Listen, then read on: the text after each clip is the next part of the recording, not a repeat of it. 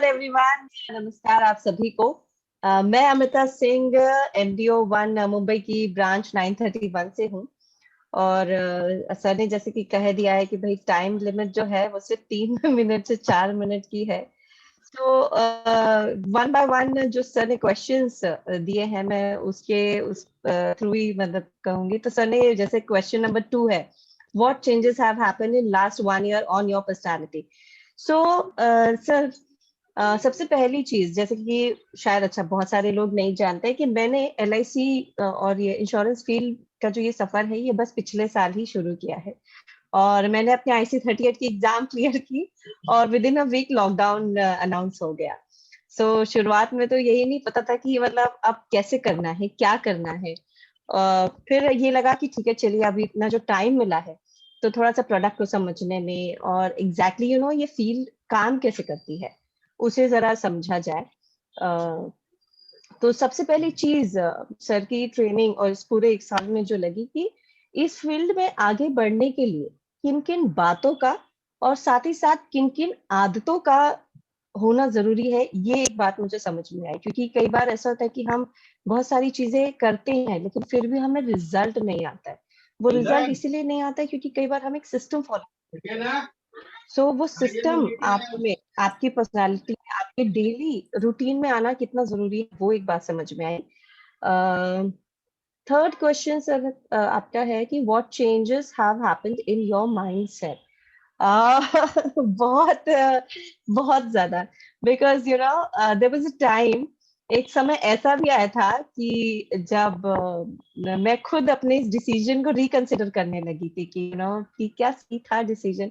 By the way, I am working in a media field. मैं all India radio पर एक radio jockey के रूप में काम करती हूँ और उसके साथ साथ इस फील्ड में उतरी बिकॉज जब डेवलपमेंट ऑफिसर के साथ मीटिंग हुई थी तो उन्होंने बताया कि इसके थ्रू भी आप लोगों की बहुत हेल्प कर सकते हो।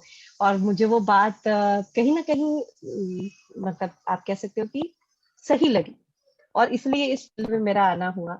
और शुरुआत के कुछ टाइम में जब कोविड की सिचुएशन, वो पैंडेमिक चल रहा था और मेरी जो कुछ मीटिंग्स हो भी रही थी लेकिन ऑब्जेक्शंस इतने सारे आते थे और मुझे यही नहीं पता होता था कि उन ऑब्जेक्शंस को हैंडल कैसे करना है, मुझे बोलना क्या है। बिकॉज एक शो में, एक रेडियो शो में बोलना किसी टॉपिक पर वो बहुत अलग बात होती है और एक क्लाइंट की जब डाउट्स निकलते हैं उनको काउंटर करना, उनको आंसर करना वो एक बहुत अलग चीज होती है। सो डेवलपमेंट ऑफिसर के साथ मिलकर के वो भी बहुत सारी चीजें सीखी।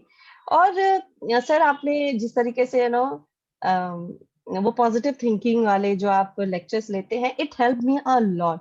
बिकॉज जब भी मैं ऐसा होता था कि जब भी मैं थोड़ा सा निराश हो रही हूँ या मैं थोड़े से डाउट में हूँ, एंड समहाउ वो टेलीपैथी शायद काम कर जाती थी कि उस वीक में वो उसी तरीके के लेक्चर्स होते थे एंड वापस से वो एक चार्ज हो जाती थी मैं। और इसके लिए मैंने कई बार एंड ऑफ द सेशन कहा भी था आपको कि इट वाज रियली नीडेड। और पता नहीं कैसे कि वो इवन कई बार ऐसा हुआ है कि कुछ डाउट्स क्लाइंट से रिलेटेड जब भी आए और आपने अपने सेशन में उन चीजों को से रिलेटेड कुछ ना कुछ बातें की, so it really help me a lot. And next question is कि business 3 years before joining course and after joining course. Sir मुझे तो 3 साल ही नहीं हुए हैं, ये तो बस अभी इसी मार्च मैंने अपनी फर्स्ट एनिवर्सरी की है LIC के साथ। एंड एक बात मैंने रियलाइज कर ली है सर कि अगर हम सच में विलिंग है और अगर हम सच में चाहे ना तो कोई भी स्टॉप नहीं कर सकता है। एंड इवन MDRT का ड्रीम भी कोई एकदम ऐसे इतना वो नहीं है कि वो अचीव ही ना किया जा सके। इट इज जस्ट कि आपको डेडिकेटेडली और फोकसली आप बढ़ते रहें और सबसे पहली बात है कि कंसिस्टेंट रहें। क्योंकि एक पैर चल रहे हैं मतलब एक कदम बढ़ा रहे हैं फिर रुक जा रहे हैं और फिर 4 दिन कुछ कर ही नहीं रहे हैं तो हम एक कदम आगे जो बढ़े वो हम फिर से 5 कदम पीछे चले जाते हैं। सो कंसिस्टेंसी रखना बहुत जरूरी है। और thank you so much sir, thank you so much. आपसे मैंने बहुत सीखा है, सभी से मैंने बहुत सीखा है।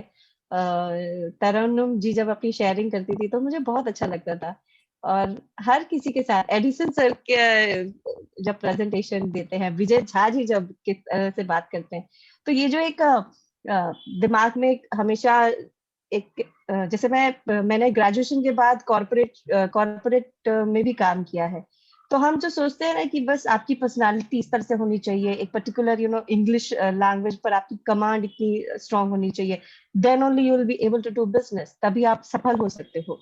और वो सारी जो धारणाएं थी मेरी, वो सब कुछ टूटी है। और मुझे बहुत अच्छा लगता है कि इससे कोई फर्क नहीं पड़ता कि हम किस तरीके से हैं या किस तरीके से बात करें।